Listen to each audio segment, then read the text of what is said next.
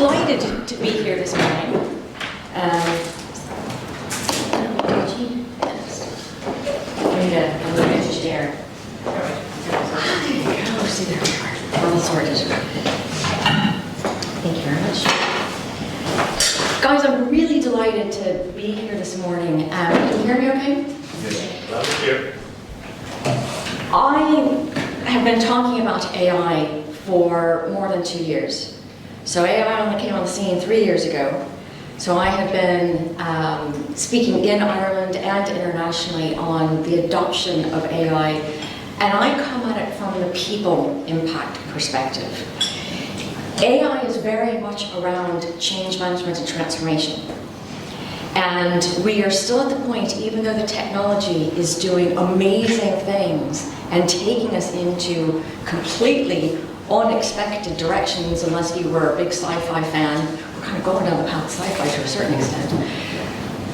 We're going so fast into a completely new direction, but yet it's humans.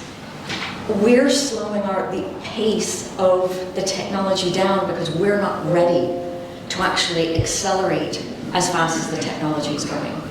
And I'm really focusing in the manufacturing and construction sectors because I think there's such a huge opportunity for this technology to make a difference, but to do it in a way that still keeps us very human in what we do. So that's one of the reasons why I was excited about coming to see you today. There we go. I have become, if you'd asked me 2 years ago when I left working for EY as their chief people officer, and I was excited about starting my new business, and I've been thinking about doing it for about 5 years, and finally said, right now, this is the right time to do this. If you had told me then that I was going to be a thought leader on the new world of work, I would have been really excited. I would have been really chuffed, but I'm not sure I would have really believed it. It was the fact that AI came along, generative AI, right when I was starting my business, that made me just think, hold on here, this is going to change everything. It's going to change the way that we recruit, the way that we manage work, the way that we get work done, the way that we develop our leaders. It's going to change every aspect of a business, and we need to think out of the box so differently for this, and I'm all in. And that's where I put my focus over the past couple of years. And that's allowing me to help organizations through my expertise in change management to rethink the world of work and to reimagine work with a human plus machine combination of things. And I'm excited about what the two Connors and I are actually bringing into the conversation this morning. At the end of the day, to me, it's very much down to change management basics. So where I wanted to start is I wanted to get to know this audience a little bit better. Can I see a show of hands for people who are using AI in their work on an everyday basis? So about half of you. That's a big step forward from the past 2 years. Put your hands back up if you're using it in everyday business in a way that is with a bespoke AI tool and not with Copilot or GPT. 2, 3. That's the difference. So you're not going to see a deck of slides of statistics, because I don't actually believe the statistics that we're seeing to be that accurate. I'll come back to the mindset and the skills and the trust in just a second, but the reason why I think this is important, there's a lot of hype, and everybody keeps hearing about the hype cycle. The way that I get underneath the hype cycle to understand the progress that we're actually making, and the name of the title of my talk is, Are We Making Progress with AI? And specifically in Ireland, are we making progress? The research that's published, particularly by Microsoft, no disrespect to them, but it's very much in their favor, is looking at the number of Copilot licenses that are switched on in organizations. That does not indicate how many people have actually been trained to use Copilot to its optimum advantage, and it doesn't actually show how Copilot is actually making a difference in the business. The statistics that I use are show me the businesses that have a deployed use of AI, whether it's off the shelf, that's been brought into their cybersecurity and is doing something specific for them, or it's bespoke. But either one, it's a deployed case that is solving a specific problem or a challenge that is saving them time, money, cognitive load, improving their customer service, improving their employee experience, one of those things. That to me is the measure and the metric that really makes a difference of where AI is progressing. Anecdotally, I can tell you that this year in Ireland, I was expecting to see us really take off. I think there was a Trump effect until about 3 or 4 months ago. We almost went slower and lower. Nobody was spending any money. Everybody was a bit nervous about global this, that, and the other, and taxation, and everything really slowed down. But just in the past couple of months, there's been a very interesting, I've been here for 25 years. I know I don't sound it, but I'm married to an Irishman and hanging out with Irish people for 30 years. Knew him in Paris before that, the two of us moved here. So I'm very Irish now at this stage. There's a very Irish-ism on, show me who else has done it, where it works, what return on investment it's getting, and I want to see what it's doing. I've been collecting those across Ireland for the past 2.5 years. There's probably now about a good 20 examples. Earlier this year, there were maybe 10. So we're making really good inroads in that space, but there's that few. In this industry? In Ireland. Okay. Deployed, making a return on investment where you can show shareholders it's saving time, it's saving money, it's saving cognitive load. There's that few that are out there. And I'm working with 2 or 3 of the companies that actually have a couple of use cases deployed. The other ones are still just getting out of the experimentation phase. Yeah. And Connor's going to talk to that a little bit more. Actually, both Connors in their talks. So the things that are slowing us down from actually making that progress comes back to your change management basics. It comes back to trust.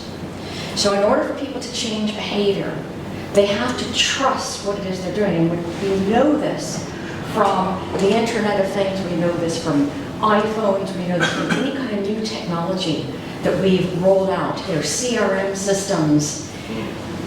Unless you actually show people how to use it, and if you don't show them the relevance in their own roles, the aha moment, as Connor calls it, if you don't make that connection, the need, the interest to go from how I'm doing things in the as-is to the to-be is a lot slower. That's much more of a pull rather than people wanting to go in that direction. So you have to create the desire for that connection. You have to create a mindset, you have to help unlock a mindset where people want to use AI. So they have to see how it's relevant in their day job. So one of the things I want to give you examples of is in the construction sector. What are some of the things that you can be doing in your day job so that you feel that sense of relevance? I'll talk about skills a little bit. It's the combination of building your skills and using AI and in the mindset that you bring to it. I'm not talking about anybody forcing your mindset. I'm talking about you seeing how AI is relevant in your world. Where are you in terms of that relevance? Give me a show of hands of people who feel like, yes, I can really see how this can help me do my day job as is better using Copilot tools. Okay, so you're in a good place around the relevance. I call that personal effectiveness. You're doing your current job, you're doing it more effectively with AI-based tools. How many of you are using your Copilot suite to build organization capability? New markets, new customers, new products, new features, something that's completely taking your organization to a new capability level. So that's your journey ahead. That's where you want to be leveraging is to get from the personal effectiveness, which is where you start to build your AI literacy. you start to build your capabilities so that you and the business know how do we measure the difference? How do we actually, when we start to deploy AI, what are we using as our metric for that? So that's your journey ahead of you. And in order to get there, building your AI literacy through personal effectiveness is the first step. And I'm going to show you some of the other enablers on how you're going to want to be able to get there. But ultimately, it's around getting to trust.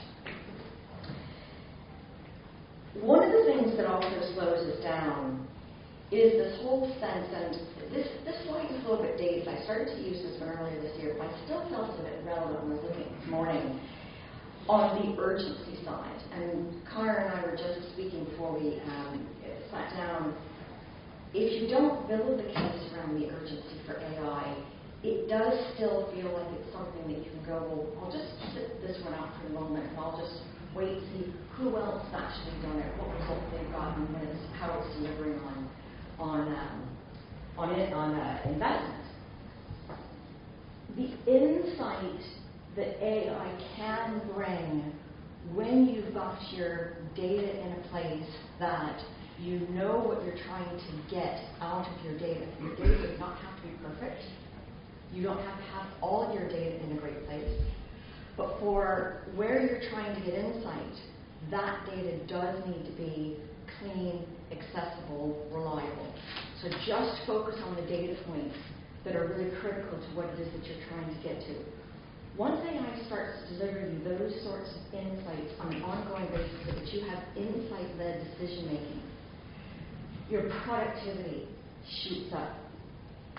AI is smarter than we are in some things. It wasn't great at math until about 6 months ago. Now it's getting a lot better at math. Still caught it out in a big error the other day. But it is smarter in being able to process tons of information quickly, distilling it down, and giving it back to you in very easily digestible chunks.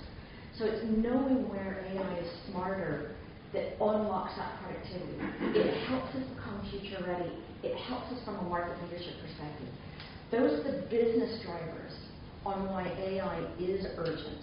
Because the organizations who are leveraging AI now, you're not only going to have your personal effectiveness that we've been talking about, but you're going to move towards the organization capability. And those that are taking that step towards the organization capability are going to have a market advantage. That's what's going to separate your organization from other organizations. So the point here is don't fall into the trap of using AI as a hammer chasing nails. Actually pretty apt for this exercise. Didn't actually mean it to be a funny. This is something that is happening across sectors. People are saying, well, I'm going to get an AI task force together. And that task force is going to come in and say, well, AI, we can use it in this project, in this project, in this project. We can use it for our BEM, I heard from one of the participants. We can use it for cataloging our previous projects. We can use it for visualizing from a 3D perspective to share with our clients. Yes, you can do all of that. But if you aren't choosing AI from a business-led decision, you could be chasing the glory of AI and paying the cost of AI without actually moving your business targets forward. So like any good change management project, start with it being business-led. Look at what are the business targets that you're trying to achieve in 2026 and 2027. Is it margin? Is it customer growth? Is it going into new marketplaces? Is it efficiencies? Is it cost, etc.? How is AI going to help you drive those business targets? The second lens you want to look through is your capabilities. Do you have the skills you need in the organization today to get you to those business targets in 26 and 27? I bet you don't have all the technological insights that you need. So building your technical capabilities for today and for tomorrow. And do you have the capacity for change? So are you asking people to do AI projects or new projects on the side of the desk on top of the day job? Or are you giving them the right space? So So I always talk through 3 C's when it comes through change. Do you have the culture to change? Do you have the capability to change? Do you have the capacity to change? And making sure that you're aligning to your business targets. That'll get you out of this loop of being the hammer chasing nails. And that ties in with what I see are the 5 enablers of AI. I sort of put them in a circle, but they are very non-linear. They're very interdependent, and you can start in any different location. One of the things that I do think is particularly important to start with is skilling. So that's the skill of understanding your AI literacy, the personal effectiveness that you're undergoing right now, but also shifting into what is the organization capability that you're trying to build? What's going to differentiate you from the marketplace? How do you give people the skills that they need to know how to use AI in their roles, making it relevant to them so that it's more useful for them in their day-to-day? That builds a psychological safety. So having the skill to know how to use it in the day job and it being relevant for them builds the safety, builds greater skill, builds a greater level of interest. So it's very cyclical. The ethical practices are very much around what I call Goldilocks governance. If you don't have a governance around AI that says this is what you should be using it for, this is what you should not be using it for, if you don't have an in-house system, it sounds like a lot of you have co-pilots, so it sounds like it's behind your firewalls, but make sure that you tell your employees not to be putting up proprietary information into GPT. I know it sounds really basic, but the number of organizations that I hear that are still doing it, and for GDP reasons, for competitive reasons, it just, you need to really help people know what the right cybersecurity is. It's also around driving how you're going to be using AI as a business and being strategic about that in the way that you're actually deciding what your organization capability is. Are there going to be decisions that you're taking that are going to mean that people are out of a job? Are you comfortable with that? How does that fit in with your values as an organization? So your use of AI and how you're informing your employees of that, that's going to help the psychological safety and the trust, as well as if you're planning on replacing part of their work with AI, you need to be transparent. You also need to skill them up to do other work. My recommendation is always to augment with AI rather than replace with AI. The psychological safety is one that I go at head on. And being an ex-HR leader and director, that's one that we talk a lot about psychological safety, and it feels quite nebulous, particularly if you haven't been in HR, you haven't been in a very culture-led type of role. Psychological safety is easier today to gauge than it ever has been because of AI. But it's also as easy as you pull your employees together and you create listening forums. You ask them, how do you feel about AI? How do you feel about working with AI? Where would you like it to be able to help you do the mundane tasks in your work? Where have you tried it and you're getting stuck? Let's help you learn that better. That psychological safety is going to be developed through going at it head on, but also through the skills building and through the governance that they're given on, here's the right way to use it. So go at your psychological safety and assess it on an ongoing basis. Your business targets I mentioned already. Focus on what your targets are, focus on the capacity that you have to get there, focus on your capabilities to get there. That'll give you a focused platform for 2026 and 2027 that you're not being a hammer chasing a nail. And then a dedicated AI team. That does not need to be a dedicated person. It can be a part-time role amongst a number of different people in the organization. They don't have to be AI specialists. What I see that team is doing, and they're different from the governance team. The governance team should be looking at what is our policy? How do we think it's the best way to use it? How are we going to determine the use cases that we have, and how are we going to prioritize those in line with our business targets, in line with our ROI? And how are we going to monitor and report back to leadership on how well it's going? So that's what your governance should be doing. What your AI team should be doing is looking at, are we doing the right things to skill our people so that they actually feel like this is relevant and they actually feel the safety? So is our skills efforts, are those skills efforts actually delivering for us? Is our governance delivering what we need it to do?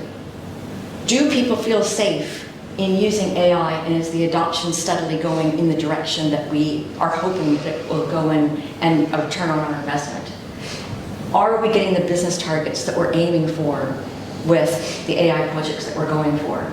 So the AI team keeps everything else aligned and in balance.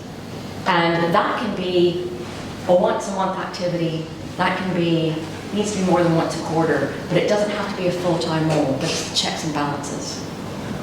So those are the 5 enablers. The organizations that are moving into the organization capability space are doing this. So many organizations have missed something here. And one of my favorite clients who has a number of deployed cases of AI who have return on investment, their executive team haven't yet built their AI literacy. Their IT teams, working with external third parties who are developing fantastic cutting-edge AI, are not able to scale that AI because the IT team have agreed with the business owners, we're going to develop this for you, we're going to build your business case, we're going to experiment with you, we're going to try it with you, we're going to get it right, and then we're going to hand it back over to you as the business, and you're going to run with it, and it's now going to be yours. And the business goes, well, what am I supposed to do with this? Change management. What was that? Change management basics. Because the leadership team at the top don't fully understand what AI can and can't do and what their own role is in being an AI literate leader, they're not making decisions that bring this as a priority to the business leaders. So the business leaders are saying, well, that's IT's job to implement this new AI tool. That's not our job. But IT developed it for the business to take it forward. IT's now done. So don't get caught in the trap that even the most successful of organization capability organizations in Ireland have found themselves in. Build your AI literacy at the very top. Understand the basics. Come to me, come to Connor, come to the other Connor. There's a load of different resources that you can go to build that capability. And we're going to do questions at the end. Yeah. But that's what my starting point is to try to tee us up for this morning. You did a great job. Well, Thank you very much. Thank you.